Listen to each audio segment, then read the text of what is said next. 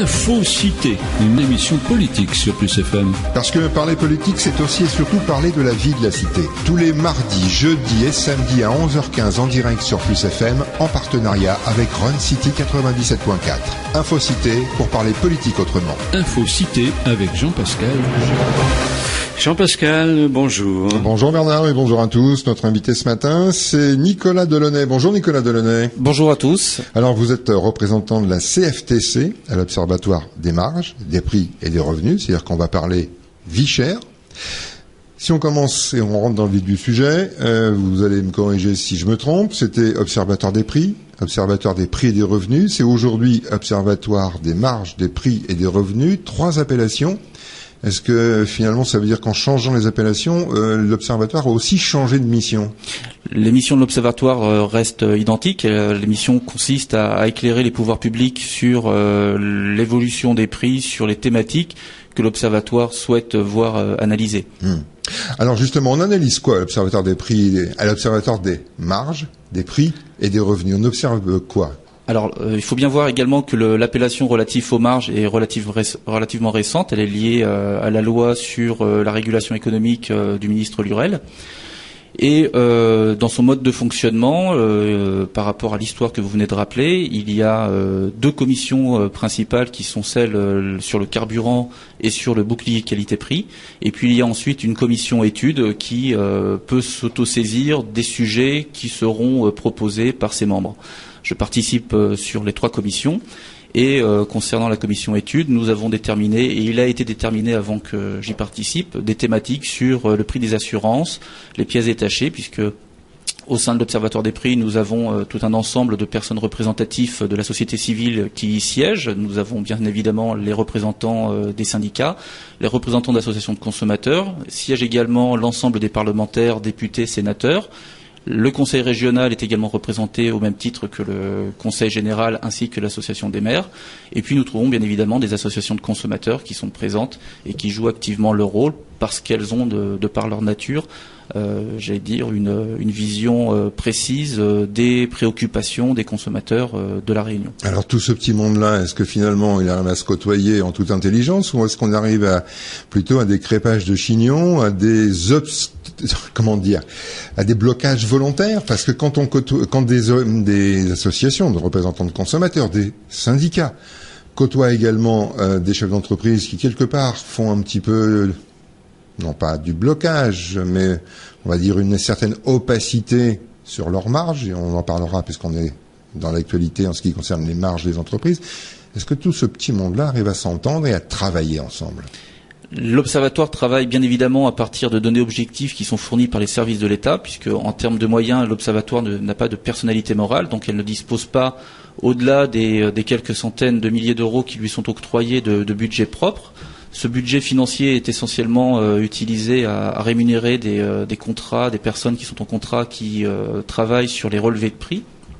Et puis donc il devrait pouvoir rester quelques ressources financières pour pouvoir payer éventuellement des études précises auprès d'experts.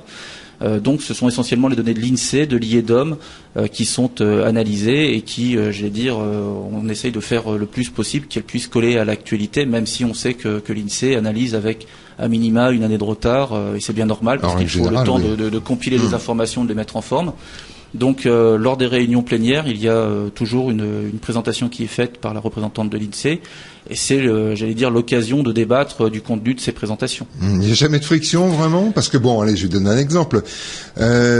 Si effectivement vous travaillez sur les données que vous fournissent à la fois l'IEDOM, donc le représentant à la réunion de la Banque de France, l'INSEE, qui est en charge donc des statistiques économiques dans notre département, il n'y a pas de personnel chargé comme il était chargé à une époque à la direction de la répression des fraudes, d'aller par exemple au tribunal de commerce, voir si les sociétés déposaient bien leur bilan économique annuel ou des choses comme ça, ou aller chercher des informations sur des interpellations faites par des consommateurs ou des associations de consommateurs. Vous n'avez pas les moyens de faire ça? Alors nous avons bien évidemment alerté lors de la réunion d'installation de l'Observatoire des prix, des marges et des revenus en 2013 la présidente sur, un constat qui est fait par tout le monde effectivement sur l'absence de dépôt des comptes au greffe du tribunal.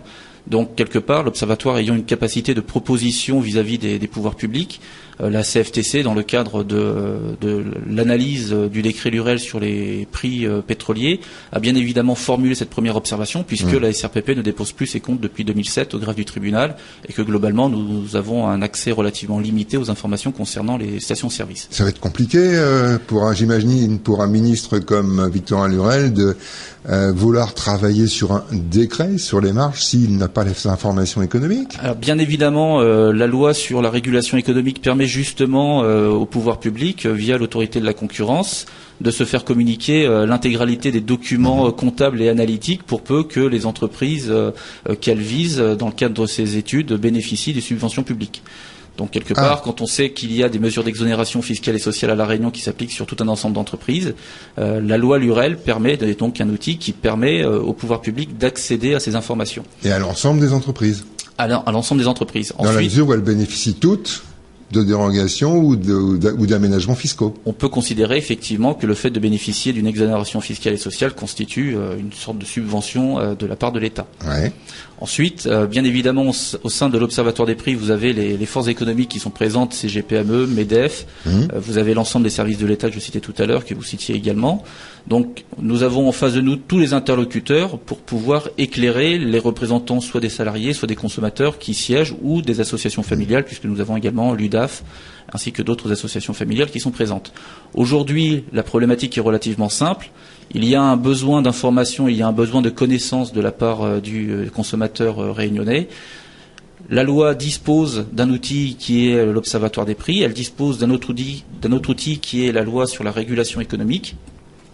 À l'Observatoire des prix de s'emparer des sujets qui intéressent le plus la population pour pouvoir ensuite, dans le cadre des cellules territoriales de vie chère, donc qui sont des espaces au sein desquels siègent l'ensemble des services de l'État, de s'emparer des sujets que l'Observatoire aura voulu bien décider pour ensuite délivrer les études avec la possibilité d'actionner donc l'accès aux informations comptables et financières des entreprises pour celles qui ne s'exécutent pas et qui préfèrent payer une amende, pour pouvoir ensuite proposer un rapport qui sera soumis à l'Observatoire des prix, rapport qui fera l'objet ensuite d'une synthèse et d'un commentaire qui sera débattu collégialement par l'ensemble des membres de l'Observatoire. Ces nouvelles pistes justement de recherche ou de travail, c'est à court terme, moyen terme, long terme ? Alors il faut bien voir qu'il y a un besoin à court terme de compréhension. Parce que finalement quand on voit, et on en parlera au cours de cette émission, par exemple, allez, on va prendre quand même un exemple assez flagrant, c'est le chariot-type qui augmente de 30% en un an. Les problèmes de vie chère, les gens ils sont confrontés tous les jours. Eux, ce qu'ils attendent, c'est, comme on dit familièrement, le 1er du mois, on a son salaire, le 7, on paye ses factures, le 15, on n'a plus rien. Comment on fait pour vivre ? Donc finalement, est-ce qu'il y a des missions urgentes, plus urgentes que d'autres, où effectivement, il faut tout envisager dans une globalité ? La décision ne peut se faire sans une connaissance éclairée et relativement parfaite de la situation. Un rapport d'une équipe sénatoriale en 2009 a souligné le fait que la connaissance économique, la connaissance de certains mécanismes de formation des prix était relativement, de manière insatisfaisante, connue de la part des pouvoirs publics. Donc aujourd'hui, je dirais qu'il y a un regain d'intérêt de la part des services de l'État pour pouvoir apporter des réponses concrètes aux consommateurs par le biais des rapports qui sont rendus par l'Observatoire des prix. Maintenant, une fois qu'on a fait le constat, qu'est-ce qu'on fait ? Oui. C'est bien ça la problématique. Si on prend par exemple la valeur des importations alimentaires à La Réunion entre 1999 et 2011, on s'aperçoit, rapporté au nombre d'habitants, et on va y intégrer les touristes parce que bien évidemment les touristes qui viennent à La Réunion consomment, on s'aperçoit que cette valeur a pris 50%. On peut bien évidemment mettre dedans l'augmentation des matières premières, on peut y trouver également l'augmentation des coûts énergétiques liés à la desserte de La Réunion, mais est-ce que La Réunion a vocation à n'être qu'une île de 800 voire 1 million d'habitants à court terme, qui supporte des augmentations qui génèrent justement un coût de la vie qui est plus important, coût de la vie que l'on va mesurer quelque part uniquement à l'aune de la consommation pour se nourrir, donc la consommation que l'on exerce dans les grandes surfaces. Et on sait bien, par rapport à une étude de l'INSEE de 2008, que les prix en grande surface par rapport à la métropole, à La Réunion, sont plus importants en moyenne de 38%. Donc pour un prix que vous paierez à l'identique à La Réunion et en métropole, il y a un autre prix que vous allez payer 76% plus cher. Maintenant, que doit faire l'État? C'est ça la question, puisque c'est l'État qui régule, c'est l'État qui détermine quelque part le cadre du fonctionnement en termes de département. Est-ce qu'on n'a pas, à un moment donné, une possibilité de faire supporter certains coûts d'approche par 70 millions de consommateurs plutôt que par 800 000 ? C'est tout le débat de la continuité économique, qui est quelque chose que la CFTC met sur la table au sein de l'Observatoire des prix. Et qu'à titre personnel, je mets également sur le débat public depuis quelques années. On en parlera de cette fameuse continuité économique, parce qu'elle correspond aussi à une continuité territoriale. C'est quelquefois difficile à appréhender quand on est à 10, 12 000 kilomètres de la mère patrie, comme on dit familièrement, mais je veux revenir quand même sur cette notion, justement, de prise de conscience de l'État. Il a fallu quand même le COSPAR pour se rendre compte, en tout cas que l'État et les politiques se rendent compte qu'il y avait un réel problème de vie et de vie chère à La Réunion. Ça remonte aux années que vous avez citées tout à l'heure, 99. Est-ce qu'il a fallu tout ce temps-là et comment se fait-il qu'il ait fallu qu'il y ait des gens qui descendent dans la rue pour faire prendre conscience à nos gouvernants qu'on ne pouvait plus continuer à vivre de cette manière-là? Tout simplement parce que la réalité de la paupérisation de la population réunionnaise est maintenant un peu plus visible avec les phénomènes de crise que l'on connaît. Et puis derrière, en matière de revenus, nous n'avons pas des évolutions de salaire, puisqu'on le voit à chaque NAO, on a de ci, de là des blocages. On va rappeler, hein, NAO, négociation annuelle obligatoire. Voilà. Donc nous n'avons pas des phénomènes d'augmentation qui permettent éventuellement un maintien du pouvoir d'achat. Et ensuite, effectivement, c'est tout à chacun qui constate à l'aune du revenu qu'il a, à quel moment dans le mois il est un petit peu dans le rouge ou sur la sellette. Cette période-là, vous l'avez vécue ou senti comment, comme un ras-le-bol généralisé ou comme une prise de conscience? Je pense qu'il y a les deux. Les deux sont liés. Une fois qu'on a fait la prise de conscience, qu'est-ce qu'on fait? Est-ce qu'on s'en contente et on rentre chez soi, ou est-ce qu'on essaye de participer, on essaye de mieux connaître, de mieux appréhender? Et à un moment donné, il est de la responsabilité des pouvoirs publics de pouvoir donner des informations aussi bien à ceux qui subissent qu'à ceux qui profitent. Aujourd'hui, les profits réalisés dans les entreprises réunionnaises, la question c'est de savoir s'ils sont suffisants pour pouvoir financer des augmentations de salaire. Est-ce qu'il faut revoir le cadre dans lequel les entreprises établissent leurs comptes, sachant que des entreprises à La Réunion bénéficient d'exonérations fiscales et de charges sociales? Est-ce qu'il est normal de considérer que l'exonération est acquise pour l'entreprise et éventuellement l'entrepreneur? Ou est-ce que quelque part, ça ne doit pas être une réserve d'argent qui est mise de côté à la fin de chaque année, si jamais les résultats de l'entreprise le permettent, pour pouvoir être utilisé éventuellement dans le cadre d'augmentation ponctuelle de salaire, de distribution de revenus que déciderait l'État. J'imagine, ce sont effectivement les fameuses négociations annuelles obligatoires, mais j'imagine que ça va aussi transpirer au sein de l'Observatoire, puisque effectivement, vous l'avez rappelé tout à l'heure, il y a les syndicats salariés, mais il y a aussi les représentants patronaux. Les uns comme les autres défendent leurs précarés.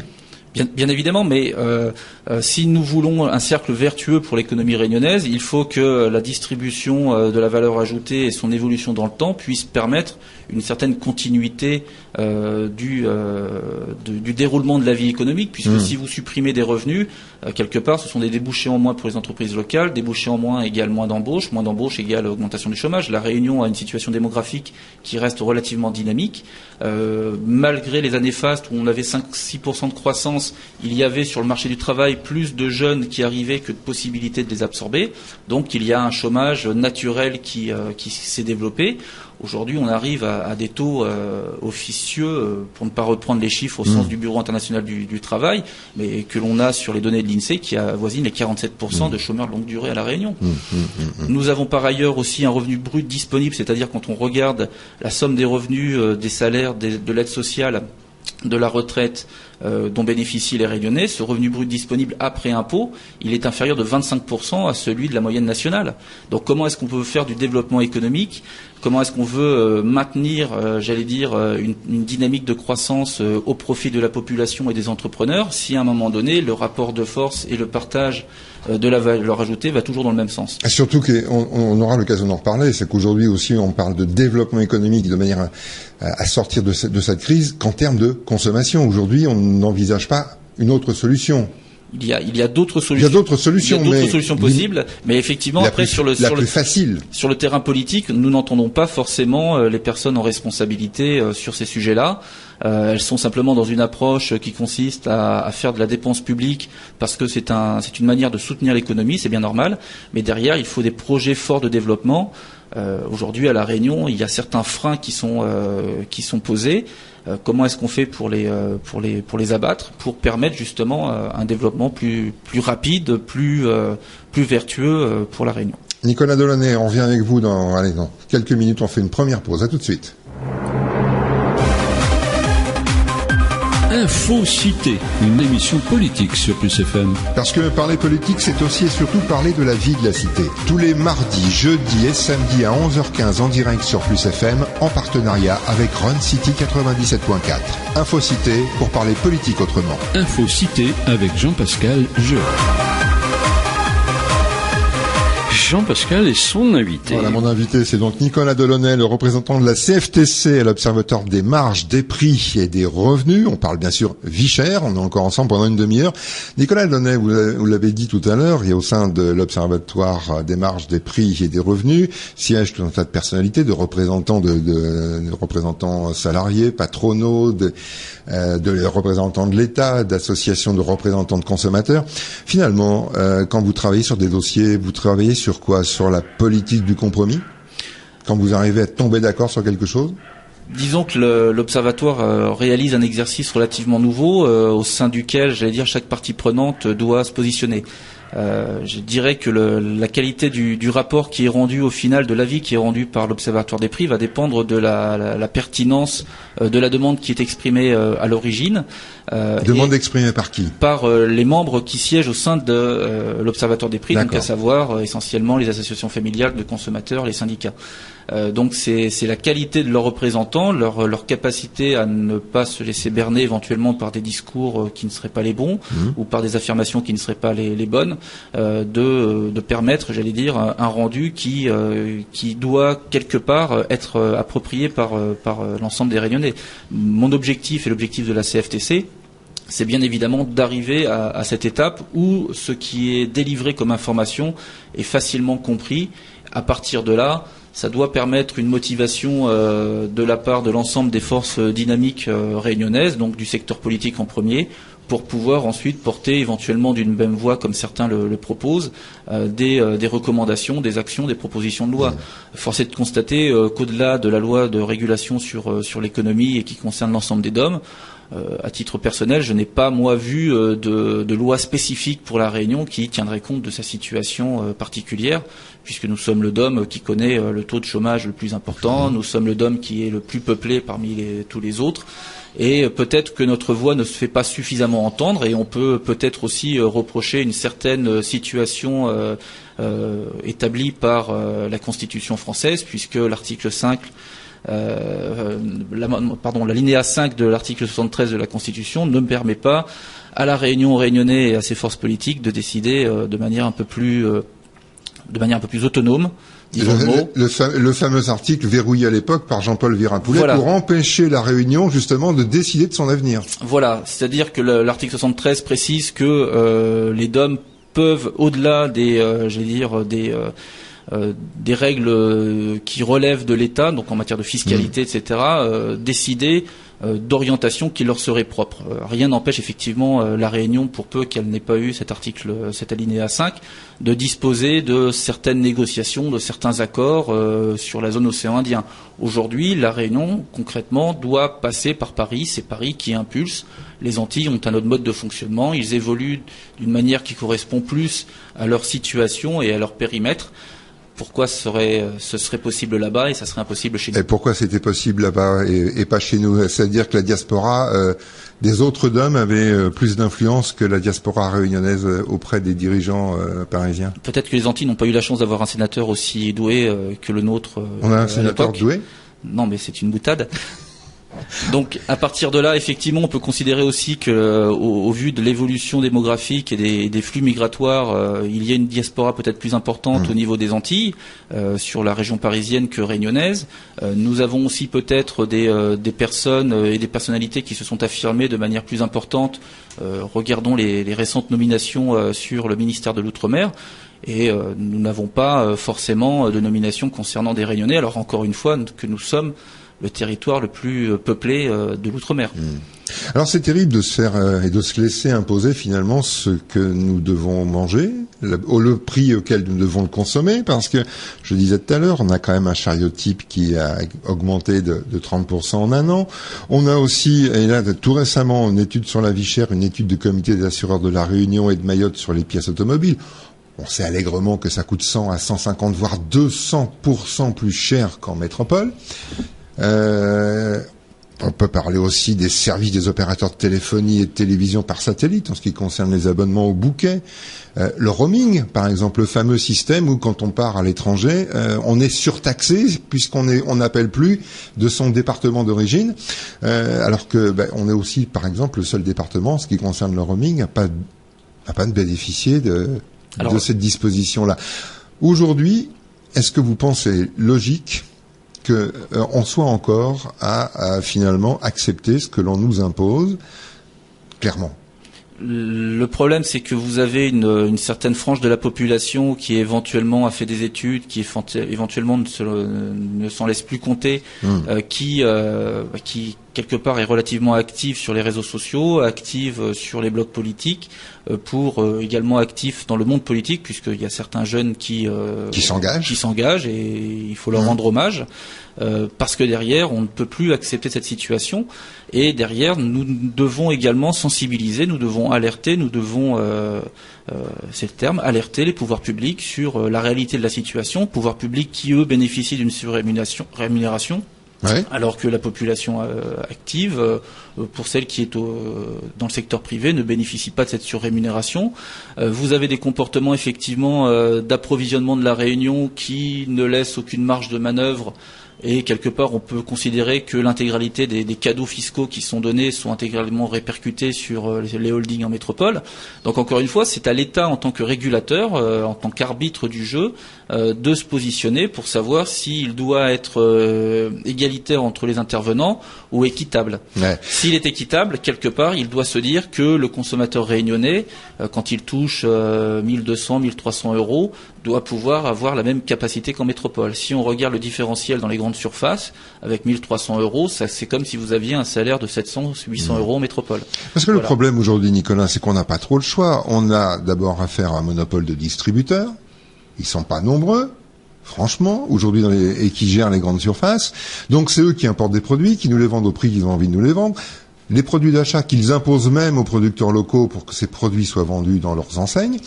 Et quand vous parliez tout à l'heure de cette fameuse continuité économique, que je voulais la raccrocher à la continuité territoriale, moi j'aimerais la raccrocher à ce qu'on appelle, et là peut-être que l'État aurait un rôle à jouer, un rôle beaucoup plus prégnant dans cette décision, ça serait de continuité régionale.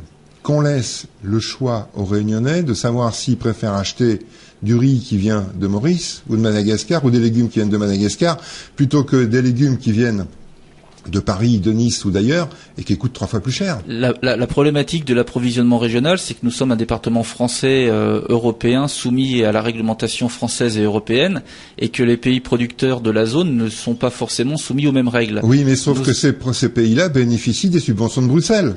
Alors, Maurice a commencé par Maurice, par exemple. Donc ça veut dire que quelque part le travail qui est à accomplir sur les pays de la zone, c'est quelque part de leur délivrer un message qui consiste à dire si vous voulez approvisionner la Réunion, vous êtes obligé de produire avec les normes qui satisfont au marché réunionnais. Mais ça fait pas baisser les prix.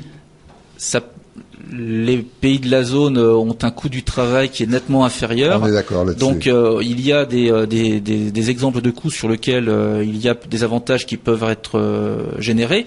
D'un autre côté, le calcul économique du producteur est relativement simple. Si le marché accepte 100 et qu'il est capable de produire pour 50, il ne va pas le vendre à 75 en faisant sa marge. Il va se dire je peux faire la martingale et continuer à vendre 100 puisque le consommateur est habitué à ce tarif-là. Voilà.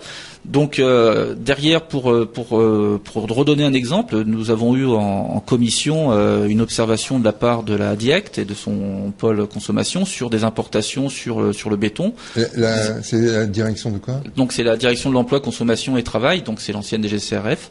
Et donc nous avons un intervenant qui a fait part des observations qu'ils font au quotidien quand ils contrôlent les containers à l'arrivée de la Réunion avec du ciment qui était d'une qualité qui ne correspondait pas aux standards locaux. Et si jamais ce ciment avait été mis sur le marché, peut-être que l'on aurait eu des constructions qui ne tiennent pas aussi longtemps que ce qui est prévu. On a eu un exemple récent, je ne sais pas si c'est lié, mais on a eu cet exemple récent d'une véranda sur un ensemble R+3, donc à 3 étages, qui s'est effondré. Donc, vouloir s'approvisionner sur la zone, oui, mais ça pose les questions de la réglementation applicable sur les pays producteurs. Et quelque part, on peut aisément imaginer que des Réunionnais puissent travailler sur ces normes dans les pays producteurs de la zone. C'est tout à fait louable. On peut travailler sur des normes facilement contrôlables. Moi, je pense aux fruits, aux légumes, en tout cas ce qui va nourrir les gens au quotidien, en quelque sorte. Ça, c'est tout à fait envisageable. C'est tout à fait envisageable. Après, il y a, l'aspect philosophique de la consommation que certains consommateurs ont, à savoir si le pouvoir d'achat qu'ils consentent dans l'enrichissement de tel ou tel fournisseur va contribuer à l'épanouissement de la population qui travaille. On voit bien, pour prendre un autre exemple en Chine, ce qui se passe avec des travailleurs qui revendiquent de plus en plus de pouvoir bénéficier de salaires un peu plus importants, de conditions de travail un peu meilleures. Donc il y a un réveil social qui s'observe. Vous avez également des phénomènes de relocalisation d'entreprises qui, à un moment donné, par pur calcul financier, se sont dit que c'était plus intéressant de produire ailleurs. Mais derrière, elles se heurtent éventuellement à ce que les consommateurs se disent qu'ils préfèrent consommer français, puisque c'est un des débats qui a eu lieu il n'y a pas trop longtemps. Ah oui, mais c'est largement jouable. De toute façon, cette politique régionale économique, on peut aussi, et là, vous le disiez tout à l'heure, on n'a pas, en tout cas, les mêmes revenus en ce qui concerne effectivement notamment les salaires entre les pays de la zone. On va donner un exemple. On connaît le coût du SMIC à La Réunion, il a pris 1%, un petit coup de pouce, il a 1500 et quelques euros à peu près, ce qu'on appelle donc le salaire moyen. Eh ben, le salaire moyen du privé à Maurice, Nicolas, vous savez combien il est ? Il est de 180 euros. Donc ça veut dire qu'on peut, alors je parle même pas de Madagascar, du salaire moyen, qui est encore beaucoup plus bas que celui-ci.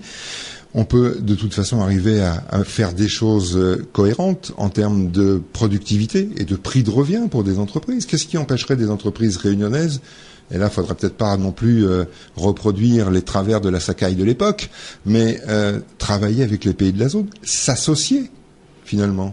Il y a des entreprises locales qui ont tenté, je ne sais pas si elles l'ont continué, mais j'ai à l'esprit un groupe réunionnais qui connaît certaines difficultés dans les derniers exercices de son activité. Il y a bien évidemment des potentialités d'approvisionner la Réunion depuis Madagascar. D'autres pays le font, d'autres investisseurs comme les Chinois investissent massivement sur Madagascar. Le problème de Madagascar, c'est la stabilité politique. Il y a eu quelques années, par rapport à des mouvements politiques et des mouvements sociaux, des entrepreneurs réunionnais ou d'autres pays qui ont eu certains soucis ou voire qui ont tout perdu. Donc quelque part, le calcul de l'investisseur, lui, il reste le même. Il va investir, il va vouloir en obtenir une certaine rentabilité, il va vouloir viser des marchés, il va vouloir perdurer et éventuellement croître son activité. Qu'est-ce qui fait qu'à un moment donné, ça va être dans le pays A plutôt que dans le pays B qu'il va aller investir? Tout est question de choix.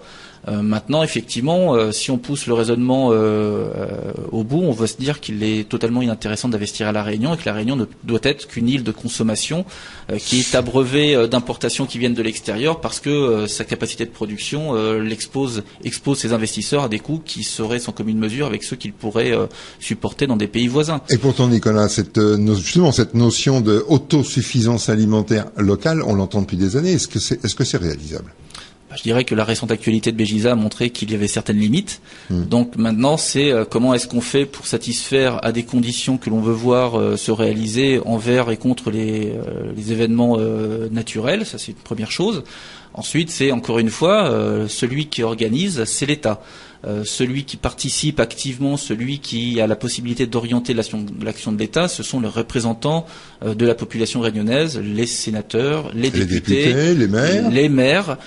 Donc voilà, si aujourd'hui il n'y a pas un consensus de la part de tout le monde pour aller vers certaines directions, l'État ne fera pas forcément plus, l'État ne fera pas forcément mieux, et ça sera au profit du secteur productif, du secteur économique, qui continuera à avoir un comportement que certains peuvent taxer de colonialiste vis-à-vis du consommateur réunionnais. Et comme vous le disiez tout à l'heure, le Réunionnais est habitué à payer cher, il continuera à payer cher, il continuera derrière à essayer d'avoir un peu de blague à côté pour satisfaire sa consommation et ses besoins. Puis ma foi, si c'est comme ça que tout le monde veut que les choses aillent à leur terme, elles iront à leur terme de cette manière-là. Maintenant, c'est pas forcément ce que souhaitent certaines personnes, ce n'est pas forcément le devenir d'une population qui connaît 50% de chômage pour celle qui est jeune, avec des possibilités d'éloignement et de réalisation personnelle qui l'exposent à des coûts importants, avec des services de continuité comme le CNARM, ou la DOM, qui ne sont pas forcément des plus efficaces. On a régulièrement des témoignages d'expériences négatives. Donc voilà, tout est une question de politique, de moyens et d'objectifs que l'on veut se fixer au sein d'un département qui est relativement défavorisé et qui, s'il avait été rattaché à la métropole, aurait sans doute généré beaucoup d'inquiétudes dans les banlieues que représente la Réunion pour la métropole. Ah oui. Allez, on marque une deuxième pause, la dernière de cette émission. Je reviens avec vous, on va parler peut-être des conséquences de ce réveil, justement. À tout de suite. Info-Cité, une émission politique sur Plus FM. Parce que parler politique, c'est aussi et surtout parler de la vie de la cité. Tous les mardis, jeudis et samedis à 11h15 en direct sur Plus FM, en partenariat avec Run City 97.4. Info-Cité pour parler politique autrement. Info-Cité avec Jean-Pascal Jeu. Et pour le dernier quart d'heure, Jean-Pascal et son invité. Alors, on a invité Nicolas Delaunay, représentant de la CFTC, l'Observatoire des marges, des prix et des revenus. Effectivement, depuis le début de l'émission, on parle de vie chère, on le disait, et c'est un constat, effectivement, également. Certes, c'est cher dans les rayons, le Réunionnais est quelque part habitué à payer le prix qu'on lui demande. Nicolas, est-ce qu'un jour on peut espérer, malgré ou grâce au travail de l'Observatoire des marges, des prix et des revenus, ça n'a pas été simple depuis la mise en place de l'Observatoire jusqu'à aujourd'hui, mais on peut espérer qu'effectivement les choses changent.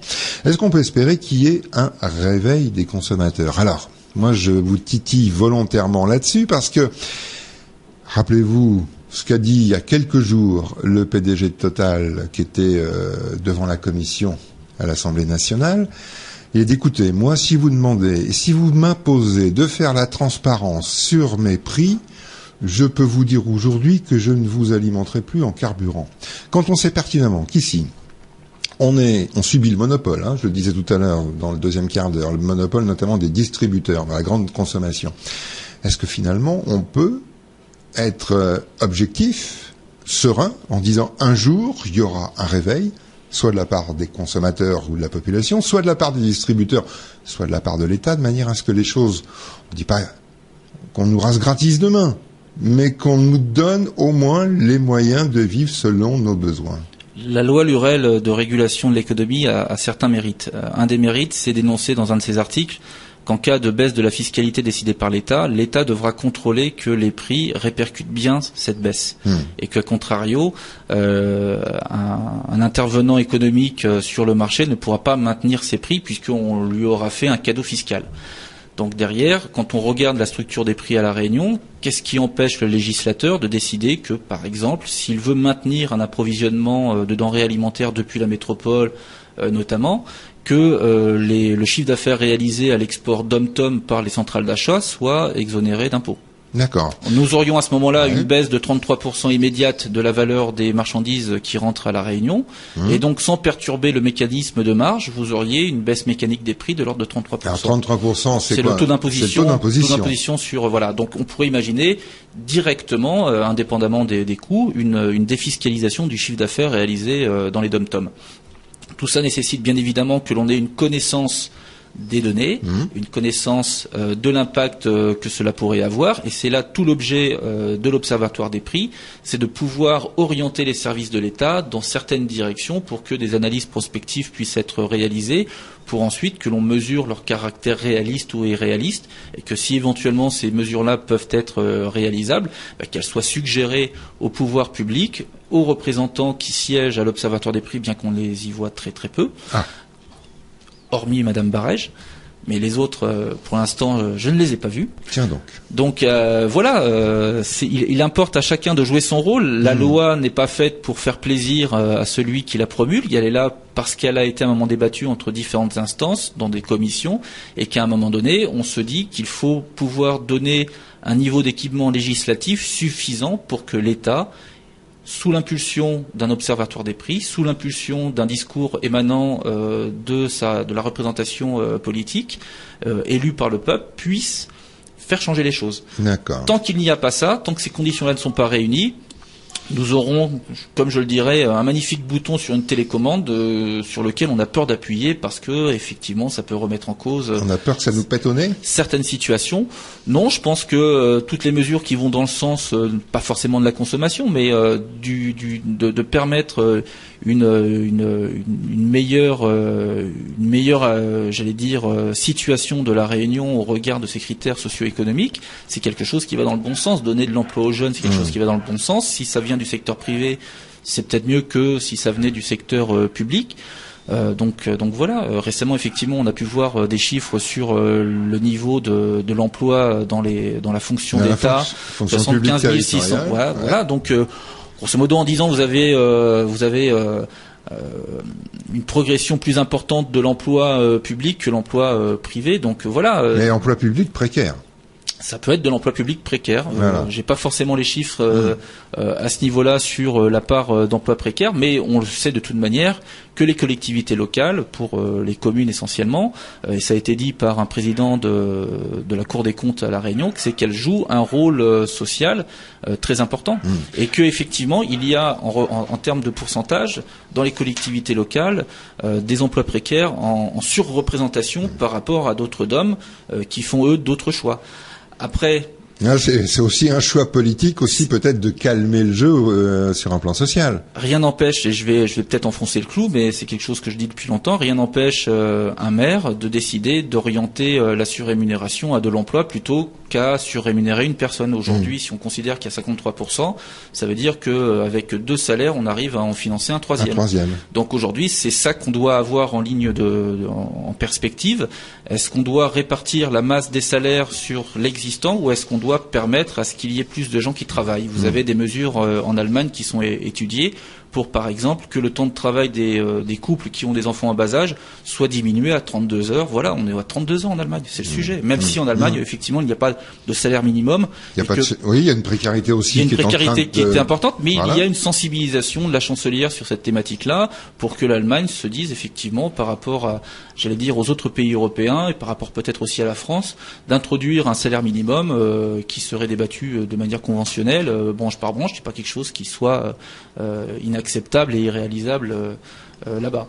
Nicolas Delaunay, revenons sur le thème de notre émission, c'est quand même la vie chère, le niveau, et vous avez parlé effectivement de ces fameuses taxations ou exonérations des entreprises. Il y a quand même une taxation ici à La Réunion de base qui nous permet de connaître qui importe, quoi et à quel prix. C'est ce qu'on appelle l'octroi de mer. On a quand même une idée, que ce soit les services de la région comme les services des douanes, puisque c'est avant tout les douanes qui gèrent aussi ces importations-là, en lien avec la région Réunion, de savoir qui fait quoi et à quel prix. Malheureusement, l'Observatoire a dû émettre une remarque désagréable à destination de la douane réunionnaise, puisque ces données n'ont pas été publiées, n'ont pas été accessibles lors de l'exercice 2011, je crois, de l'Observatoire des prix. À titre personnel, moi j'avais pu recevoir directement des douanes à Paris en 2007 la liste des volumes importés par catégorie douane, puisque la douane est une codification particulière. Et effectivement, je m'étais intéressé de savoir ce que ça pouvait représenter, quelles étaient les entreprises qui étaient les plus contributives à l'octroi de mer à La Réunion. Bon, bien évidemment, vous allez retrouver les plus importantes, groupe Ravat, groupe GBH, donc Bernard Ayotte.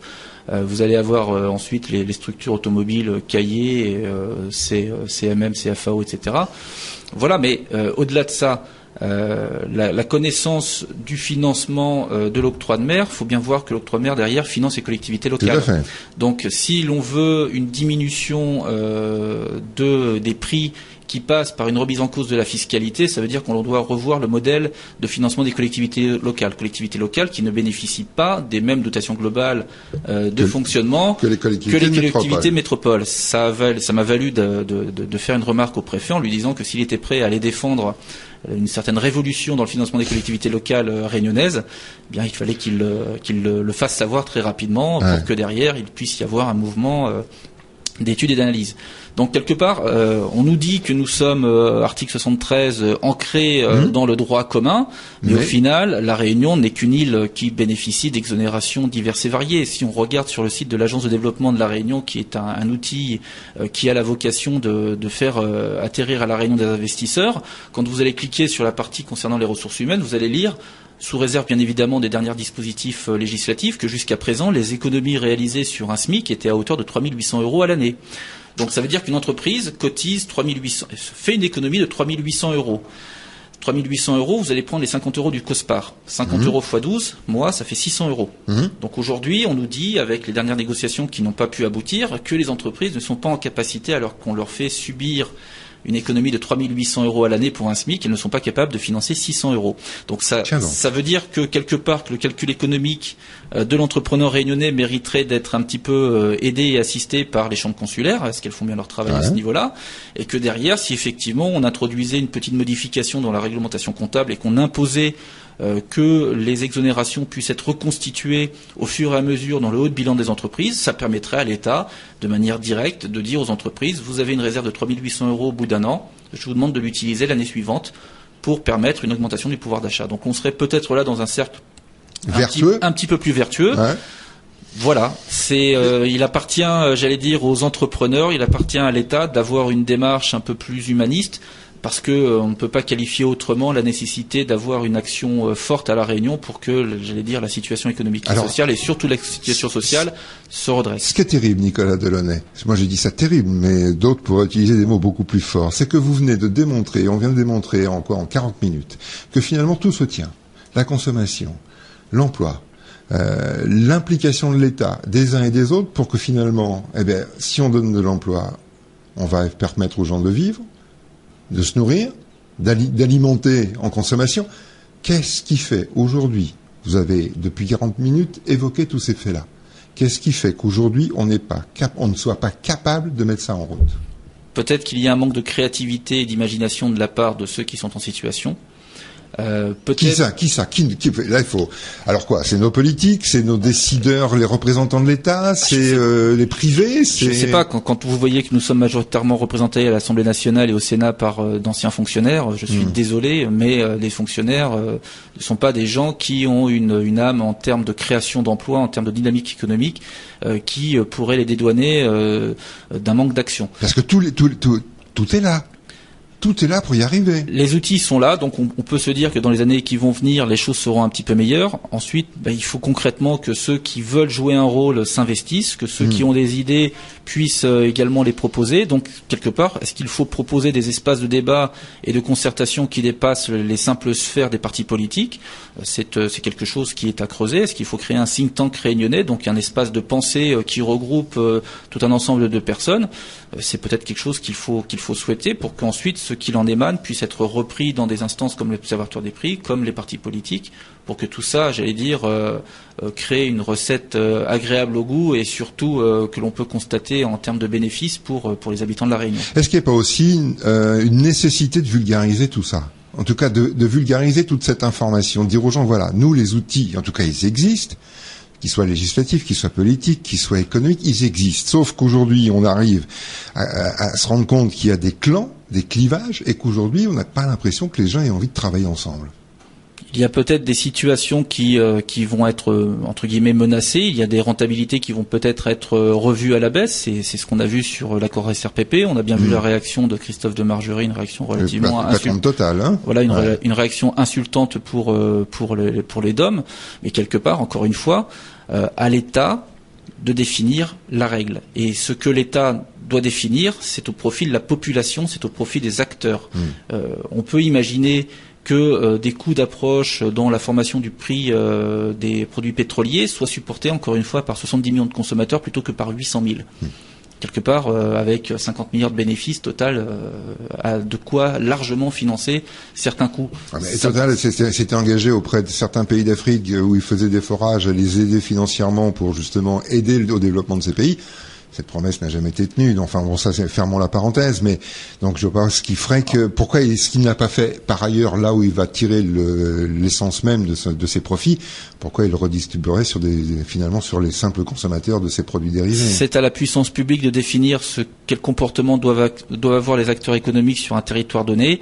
Concernant Total, on peut peut-être regretter le fait que entre 93 et 96, la part de détention de l'État dans Total est considérablement diminué pour atteindre 1%, ce qui veut dire que quelque part l'État se repose sur des acteurs économiques capitalistes purs et durs qui n'ont pas forcément à avoir une vocation sociale au-delà de leurs salariés dans les comités d'entreprise. Bon voilà, mais derrière, encore une fois, si demain Monsieur de Margerie veut faire partir la SRPP, qu'elle s'en aille, entre guillemets, l'État mettra en place un intervenant et une solution intermédiaire. Et peut-être que la région pourra peut-être aussi y participer. Nicolas Delaunay, en 40 secondes, il nous reste 40 secondes, quels sont quel est le programme de l'Observatoire des marges des prix et des revenus pour les semaines ou les mois qui viennent? En tout cas, pour ce qui concerne la CFTC au sein de l'Observatoire, le rôle de la CFTC est relativement simple, c'est d'arriver à amener à une capacité de lecture par le plus grand nombre.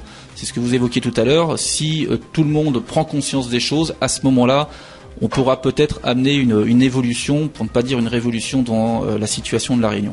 Merci voilà. Nicolas Delaunay. Merci. Bonne journée à vous et bonne journée à l'écoute de Plus FM. Et puis on se retrouve pour cette émission, bien sûr, mardi et jeudi. Merci Jean-Pascal.